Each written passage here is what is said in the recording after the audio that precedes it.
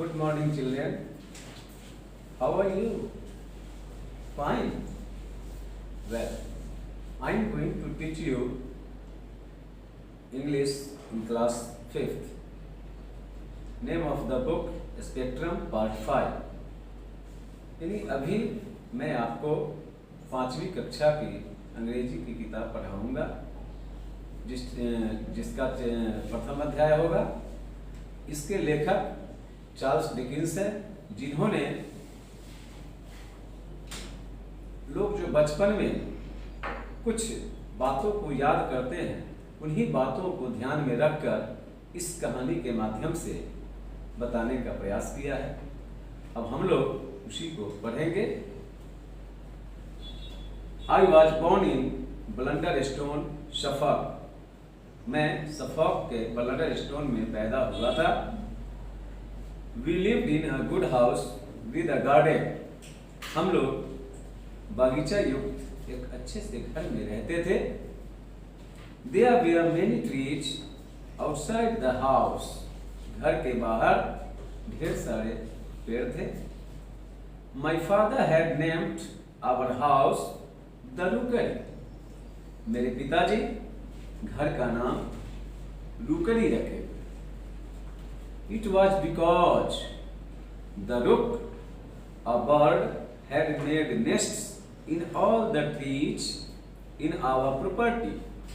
इसका कारण था कि रुक नामक एक पक्षी हमारे इस संपत्ति में, जायदाद में सभी पेड़ों पर घोंसले बनाई हुई थी।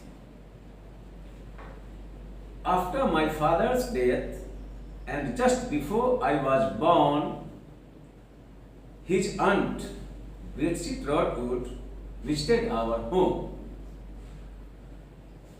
मेरे पिताजी के मरणोपरांत तथा मेरे जन्म से पूर्व उनकी बुआ बेटसी ट्रॉटवुड हमारे घर आई थी।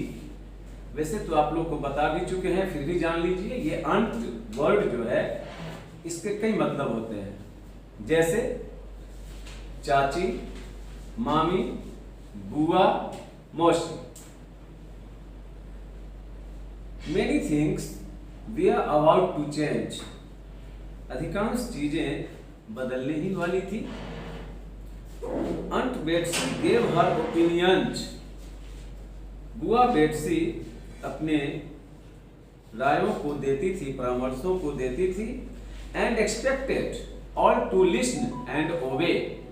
और आशा करती थी कि सभी लोग उनकी बातों को सुने और माने। My life was now to begin. अब मेरे जीवन की शुरुआत होने ही वाली थी। My nephew David was a good man, but a bit silly.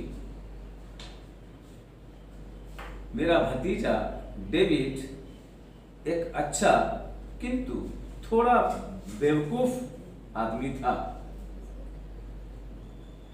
My usually shy mother told Aunt Betsy in a firm voice that she did not want anyone to speak about my deceased father in an unkind way. आमतौर पर मेरी माँ जो शर्मीली थी, वो अंट Betsy से कड़े लहजे में, दृढ़ शब्दों में कही कि वह यह नहीं चाहती है कि कोई मेरे मृत पिता के बारे में इस तरह घृष्टतापूर्वक बात करे। Please aunt, I would not like it if you spoke in this manner about my late husband. कृपया चाची जी, मैं पसंद नहीं करूंगी यदि आप मेरे स्वर्गीय पति के बारे में इस तरह बात करेंगी। My husband David was a good man. मेरे पिताजी मेरे पति डेविड एक अच्छे आदमी थे। He was honest and had a kind heart, यानी वे ईमानदार एवं दयालु प्रवृत्ति। If my baby is a son, I will call him David after his father. यदि मेरा शिशु लड़का होता है तो मैं उसे डेविड पुकारूंगा, उसके पिता के नाम पे उसे डेविड कहूंगी। I hope that he grows to be like him, और मैं आशा करती हूँ कि वह उन्हीं की तरह हो। Aunt Betsy stared at my mother. बुआ बेट्सी मेरी माँ की ओर गौर से देखी। Of course, बेशक, the baby will be a girl. वो शिशु लड़की होगी। I will be her grandmother and she will be called Betsy after me. मैं उसकी दादी होंगी और वह मेरे बाद अंट बेट्सी कहलाएगी। She will not make any mistakes in her life, mistakes that I have made. वह कोई गलतियां नहीं करेगी, जैसा कि मैं अपने जीवन में की हूं वैसी गलतियां वो नहीं करेगी। When Aunt Betsy had come to our home the first time, she knew that my mother was carrying me. पहली बार जब बुआ चाची हमारे घर आई थी तो वह जानती थी कि मेरी माँ मुझे ढो रही हैं। My young mother was a widow and had only one servant by the name of Peggotty. मेरी युवा माँ विधवा थी और पेगोटी नाम की एकमात्र नौकरानी थी। Aunt Betsy had said that she had come to our house to help my mother care for me. बुआ बेट्सी कही थी कि वह मेरी देख रेख के लिए, मेरी माँ को सहायता करने के लिए वह आई। Aunt Betsy was harsh towards males.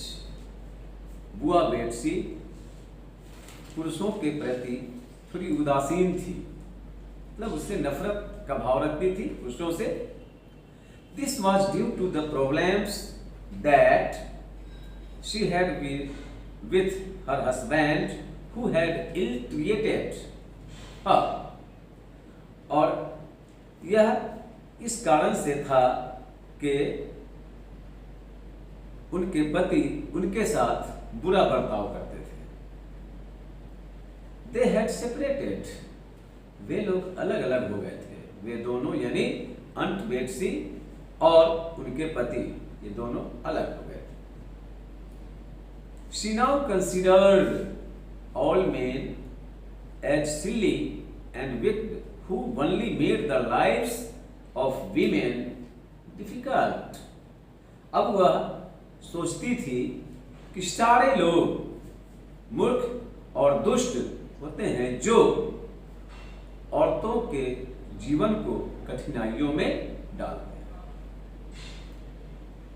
But when I was born a male, she was in a state of shock. किंतु जब मैं लड़का के रूप में, पुल्लिंग के रूप में, नर के रूप में पैदा हुआ तो उन्हें आघात पहुंचा। She left the house and then we were alone again. वह घर से चली गई और तब हम लोग पुनः अकेले हो गए।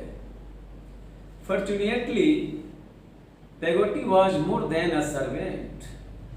भाग्यवश या संयोग से पेगोटी नौकरानी के अलावे भी कुछ थी।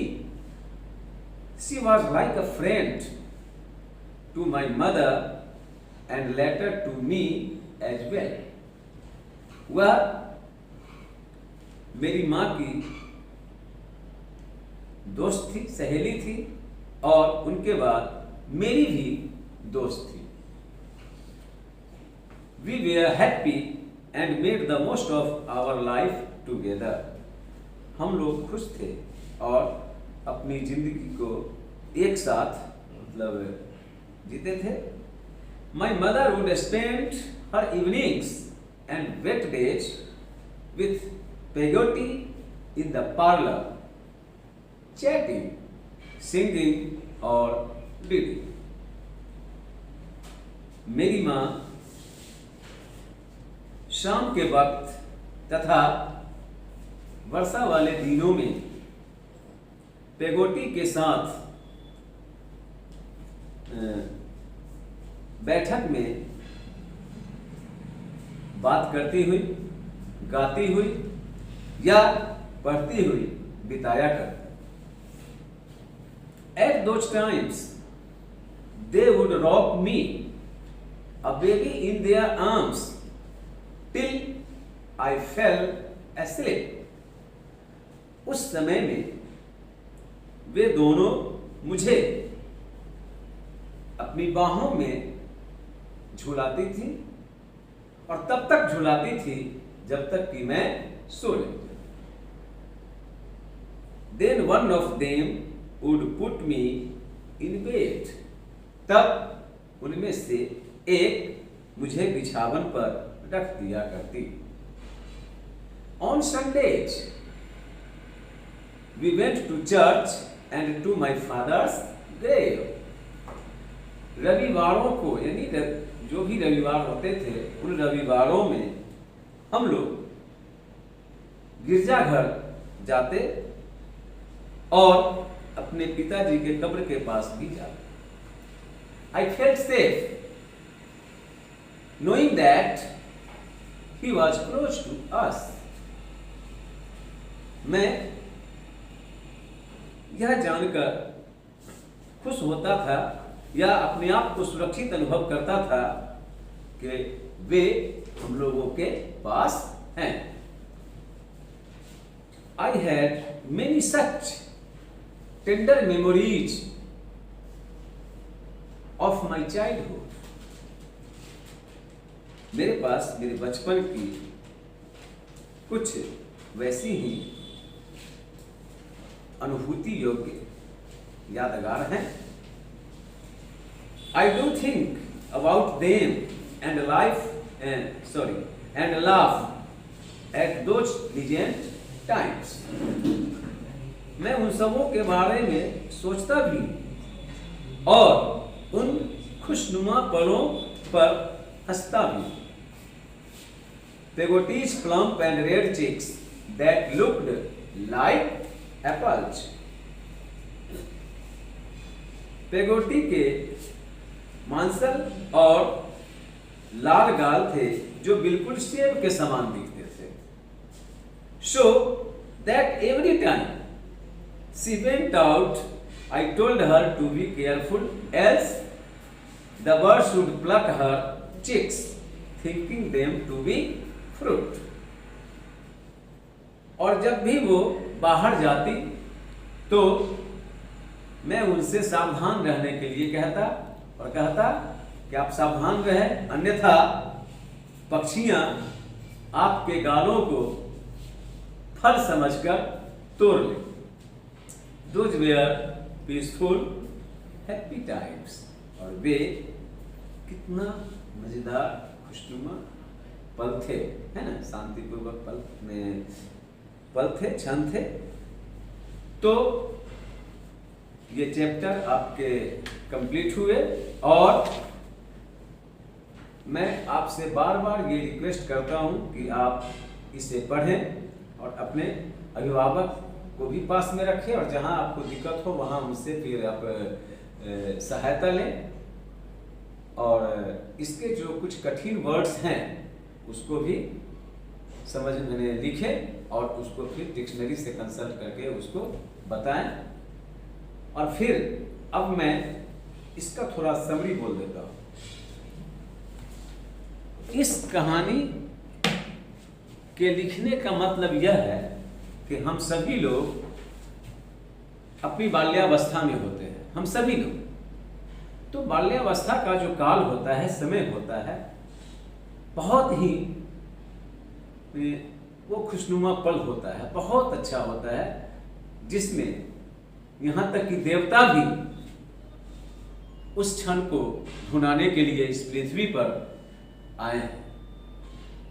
तो चूंकि उस समय जो बच्चों की जो दशा होती है वो बिल्कुल स्वच्छंद विचार का होता है, उसमें कहीं कोई सोच फिक्र नहीं होती है, बिल्कुल माने हरगम से बेगाना होता है बचपना।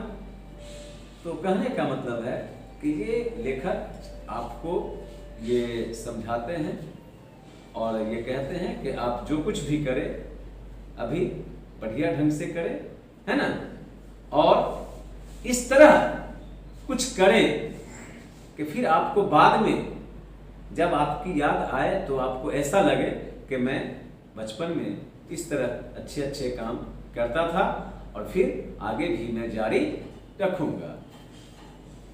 ठीक है, तो आप कठिन शब्दों को बुक से लिख करके और फिर उसे डिक्शनरी से कंसल्ट करके लिखेंगे और फिर इसके बाद नए सीरीज के साथ मैं आपको फिर आऊंगा। जैसे विद्यालय प्रशासन का जो मतलब आदेश होगा उसका मैं पालन करूंगा।